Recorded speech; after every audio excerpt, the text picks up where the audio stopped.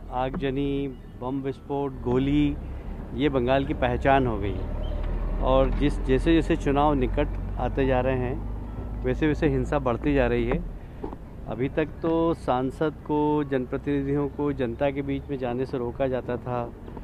सेवा करना हो जनता के बीच में तो सांसद भी नहीं जा सकता है। टीएमसी के कार्यकर्ता जा सकते हैं, वो सभा कर सकते हैं, पर वहाँ पर सांसद नहीं जा सकता।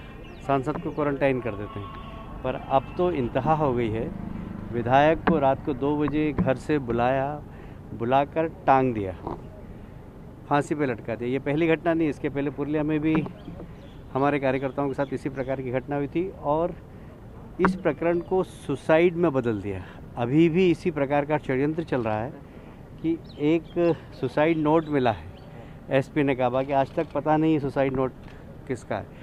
अब वो भारतीय जनता पार्टी के किसी भी कार्यकर्ताओं का नाम लिखकर एक सुसाइड नोट बना लेंगे और भारतीय जनता पार्टी के कार्यकर्ता के कारण उसने आत्महत्या की, ऐसा इस्टेब्लिश करके कार्यकर्ता को जेल में डाल देंगे।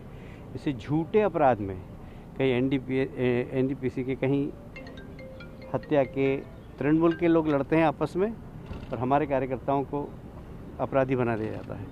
1,500 से ज़्यादा कार्यकर्ता अभी जेलों के अंदर है, जो हत्या के प्रयास व एनडीपीएस के केस में जेलों के अंदर है। तो कुल मिलाकर बंगाल में भारतीय जनता पार्टी का काम करना एक बहुत ही मुश्किल हो गया है। और एक जब जनप्रतिनिधि सुरक्षित नहीं है तो क्या ऐसी सरकार को बने रहना चाहिए। हमने महामहिम राष्ट्रपति जी से मांग की है कि हमें वहाँ की किसी भी एजेंसी से कोई विश्वास नहीं है। इस प्रकरण की सीबीआई जांच करना चाहिए और साथ ही ऐसी सरकार को अब बने रहने का कोई अधिकार नहीं है जहाँ पर जनप्रतिनिधि भी सुरक्षित नहीं रह सके।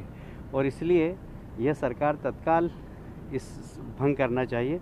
इस संबंध में आपको गवर्नर से रिपोर्ट मंगाना चाहिए। ये 2 मांगे हमने महामहिम राष्ट्रपति जी से की है। सर, बंगाल में कहा जा रहा है कि पोस्टमार्टम रिपोर्ट भी आई है जिसमें कहा जा रहा है सरकार और प्रशासन की तरफ से कि कोई फाउल प्ले नहीं है, वो सुसाइड ही है।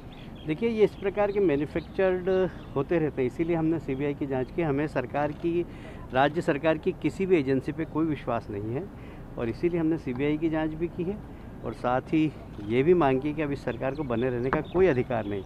वहाँ पर दुर्भाग्य से पोस्टिंग भी सुपारी दे के की जाती है कि जो अधिकारी सबसे ज़्यादा विपक्ष को परेशान करेगा, झूठा फंसाएगा, उस अधिकारी को पोस्टिंग मिलेगी। तो ये सुपारी पोस्टिंग की परंपरा भी बंगाल में प्रारंभ हो गई है।